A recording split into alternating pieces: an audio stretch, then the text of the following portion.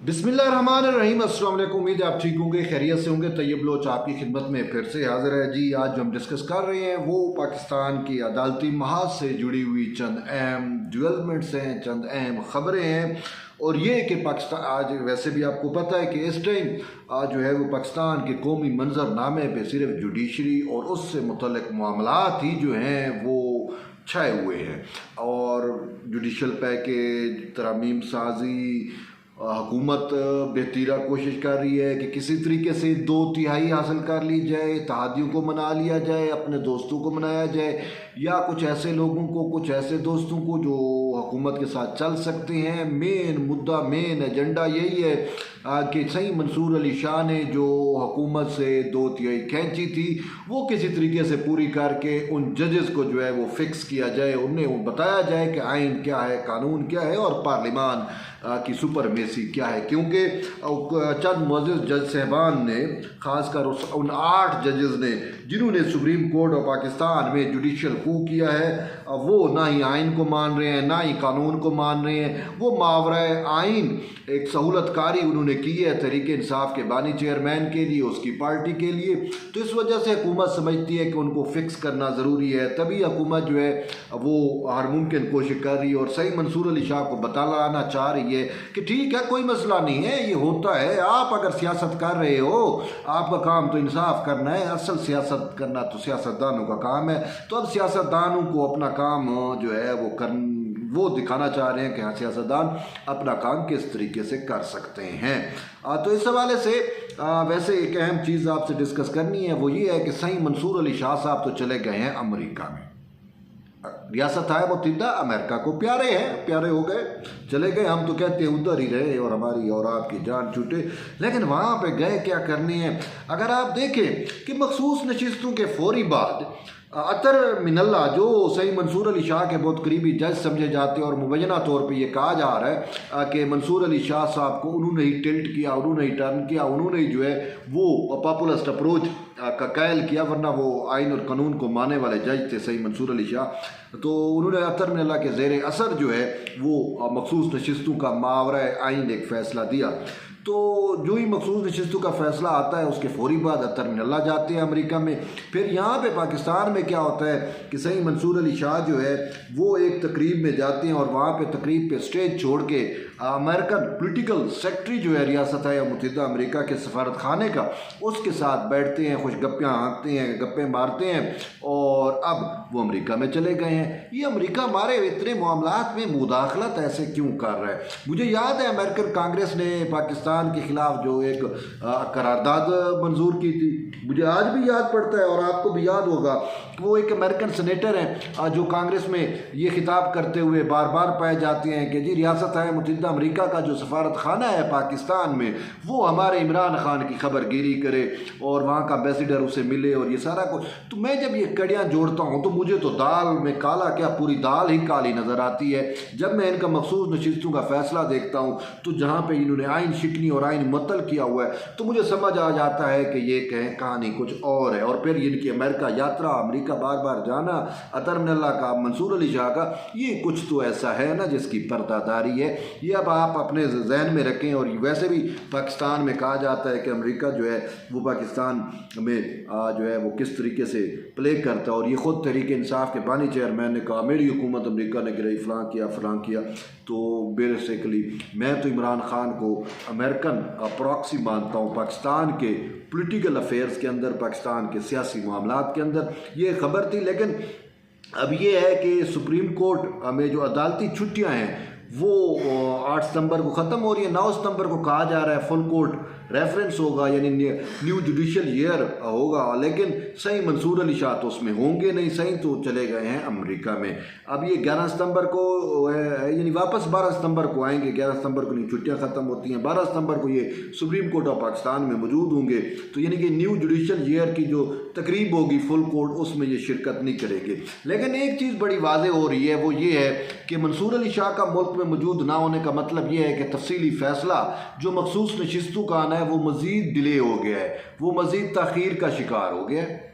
और मतलब हम तो तवक्को कर रहे थे कि आएगा 12 जुलाई से ये फ़ैसला आना था, लेकिन आज आप देख लें कि सितंबर होने को है। इतना अरसा गुजरने के बाद जो है अभी तक फ़ैसला नहीं आया।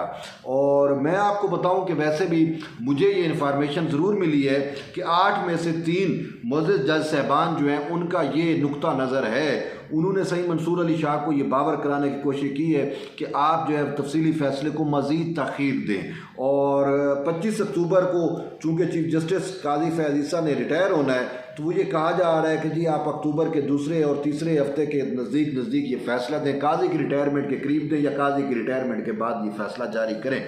यानी कि यहाँ आप इतना तक बदनीयतियाँ शो की जा रही हैं।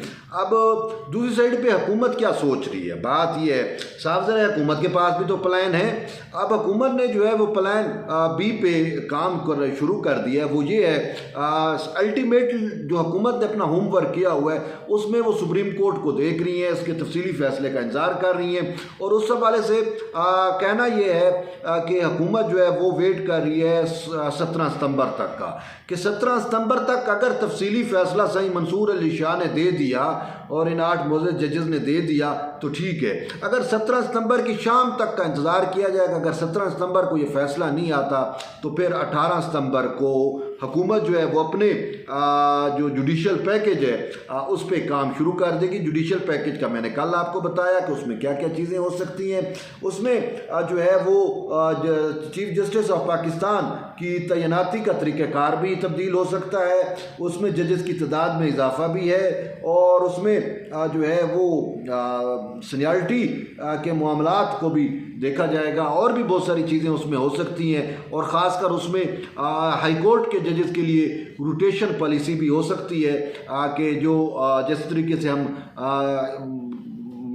दूसरे सूबाई हाई कोर्ट्स में देखते हैं कि अगर क्वेटा या आप लाहौर हाई कोर्ट को देख लें, आप बलूचिस्तान हाई कोर्ट को देखें, लाहौर हाई कोर्ट या सिंध हाई कोर्ट को देखें, तो उसमें आपको नज़र आता है कि जज रोटेट होते रहते हैं। ठीक है, कोई जज मिसाल सिंध का है तो कोई लड़काना डिवीज़न में लड़काना बेंच में बैठेगा, कोई सक्कर बेंच में बैठेगा, कोई हैदराबाद बेंच में होगा, इसी तरीके से बाकी भी हैं। तो ये जो इस्लामाबाद के जज हैं ना, मुअज़्ज़िज़ जज साहबान, ये भी इन्होंने भी तो जुडिशल कू किया हुआ है ना, जिन्होंने 6 लेटर लिखे थे। और तो ये 10 साल से काम कर रहे हैं, और इस्लामाबाद हाई कोर्ट के 7,000 के करीब वकला ने जो है वो तजावीज़ बार बार हुकूमत को दी हैं कि जी इनको भी रोटेशन दी जाए। और वो ये है कि यहाँ पे रह के इनकी जान पहचान होती है, बहुत सारी चीज़ें होती हैं, बहुत सारे केसेस मैनिपुलेट हो जाते हैं या फिक्स हो जाते हैं, या वो हमें इंसाफ जो तवक्को होती है वो नहीं मिलता।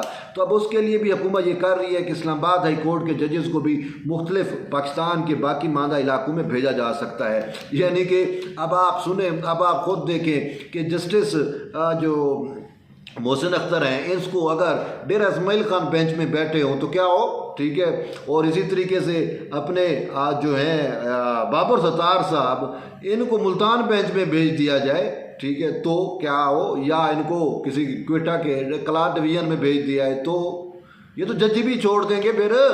तो ये हुकूमत जो है वो कुछ इस तरह की पॉलिसी भी, ये भी जुडिशल पैकेज में शामिल हो सकता है। लेकिन मेन चीज़ ये है कि आपको बताऊं कि 30 सितंबर से पहले जो है वो जुडिशल पैकेज आ जाएगा। मेन चीज़ यही है कि ये जजेस पॉलिटिक्स कर रहे हैं और ये फैसला नहीं दे रहे, तफसीली फैसला, उसका शिद्दत से इंतज़ार किया जा रहा है। उसके लिए हुकूमत के पास हुकूमत ने जो अपने तौर पर डेडलाइन मुकर्रर किया 17 सितंबर है। 17 सितंबर के बाद हुकूमत अपना काम शुरू कर देगी। और वैसे भी आप देख रहे हैं कि 2/3 हासिल करने के लिए हुकूमत जो है वो अपने इत्तेहादियों के साथ, अपने दोस्तों के साथ, अपने अजीज वो जो उनके तल्लुकदार हैं, जो पोलिटिकल पार्टीज़ हैं, उनके साथ मुशावरत कर रही है। मौलाना फजल रहमान के पास सदर आसिफ अली जरदारी का आना और शहबाज शरीफ का आना भी इसी सिलसिले की एक कड़ी है। और यूँ हुकूमत जो है अपना इस तरीके से तो होमवर्क मुकम्मल कर चुकी है कि कौमी असम्बली में तकरीबन उसको 2/3 हासिल हो चुकी है। बहरहाल सेनेट पे भी अभी काम जारी है। तो इसके साथ साथ मेन चीज़ एक जो और चीज़ भी सामने आ रही है वो ये है कि ये एक चीज़ कहा, यानी कि जो मैंने अपने तौर पे कि जी वो मंसूर अली शाह की जो है वो डील हो रही है, ठीक है। अब मंसूर अली शाह की भी हुकूमत से डील हो रही है, इस हवाले से मैंने बहुत सारे दोस्त ये बातें कर रहे हैं, चीज़ें चल रही हैं, मैंने बेतीरा कोशिश की है। लेकिन एक बात है कि एक दफ़ा सिर्फ मंसूर अली शाह से जो है वो अटार्नी जनरल और उनकी मीटिंग हुई थी, वो भी चीफ जस्टिस के कहने के ऊपर। उसके बाद अभी तक काफ़ी अरसा हो गया, अभी तक ना ही अटारनी जनरल ना ही वज़ीर कानून की उनसे कोई ऐसी बात हुई, ना ही किसी हुकूमती वफाद की, और ना ही ये हुकूमत के किसी बंदे से मिले हैं। तो ये डील वाला तासुर जो है वो गलत है। हाँ, ये हो सकता है कि अगर एस्टेब्लिशमेंट अपने तौर पे कहीं पे कोई डील कर रही हो तो वो अलग है, उसको वहाँ पे उसका हमें आइडिया नहीं है। लेकिन ये जो हुकूमत के ऊपर कहा जा रहा है कि हुकूमत डील कर रही है, तो हुकूमत की ऐसी कोई डील जो है वो मंसूर अली शाह के साथ नहीं है। अब दूसरी एक मामला है कि ये भी कहा जा रहा है कि हो सकता है कि चीफ जस्टिस काजी फैज़ ईसा जो है वो एक्सटेंशन लेने के हक़ में नहीं है। वो इस हवाले से पहले वज़ीर कानून को या अटारनी जनरल को बता चुकी हैं। अगर उनका कहीं ना कहीं एक्सटेंशन का मूड होता तो वो शुरू से ही इस फैसले को मंसूर अली शाह के हाथ में ना देते और फिर ये पूरा मामला इस तरीके से यूं ना बिगड़ता। क्योंकि लेकिन बात यह है कि चीफ जस्टिस काजी फैज़ ईसा का एक अलमिया है, और वो ये है कि वो सियासत नहीं करते और उनको सियासत आती नहीं है। वो जो है आइन और कानून के मुताबिक चलने वाले जज हैं और वो आइन को मुकदम रखते हैं। लेकिन अपने सही मंसूर अली शाह साहब जो हैं वो और अतर नल्ला, ये तो दो टोटल सियासी जज हैं और जुडिशल पॉलिटिक्स करके पूरे इदारे को भी इन्होंने जो है बदनाम कर दिया है। लेकिन बात यह है कि अगर काजी फैज़ ईसा आइन को मानने वाले शख्स हैं, ज़रूर हैं, लेकिन बात यह है कि अगर हुकूमत आइन साजी कर देती है, जुडिशल पैकेज ले आती है और उसमें काजी साहब यानी कि वो तो पार्लिमान करेगी ना, तो कोई भी जज जो आइन और कानून को मानता है तो वो जब कानून बन जाता है तो वो उसकी पासदारी करना उस पर लाजिम हो जाता है। तो अगर हुकूमत कोई आइन साजी कर देती है, कोई ऐसी तरमीम लेके आ जाती है, तो फिर चीफ जस्टिस काजी फैज़ ईसा के पास और कोई चारा नहीं होगा मासिया उसको मानने के। तो इसी वजह से ये जो कह रहे हैं काजी साहब एक्सटेंशन नहीं लेंगे, वो वाकई एक्सटेंशन नहीं लेना चाहते। लेकिन अगर हुकूमत ने कानून साजी कर दी तो वो फिर पाबंद हो जाएंगे उसको मानने के। तो बहरहाल ये चीज़ें हैं, अभी देखते हैं असल चीज़ है, तफसीली फैसला कब आना है वो मैंने आपको बताया कि सही तो है नहीं मंसूर अली शाह साहब, वो अमेरिका में, अब अमेरिकन यात्रा से 12 सितंबर को वापस आएंगे और फिर उनके पास टाइम है 17 सितंबर तक का। अगर 17 सितंबर तक इन्होंने ना दिया तो फिर वही बात है जो अतर मिनल्ला साहब की ख्वाहिश है या बाकी 3 जजेस की ख्वाहिश है कि काजी फैज़ ईसा की रिटायरमेंट के वक्त जो है वो फैसला दिया जाए।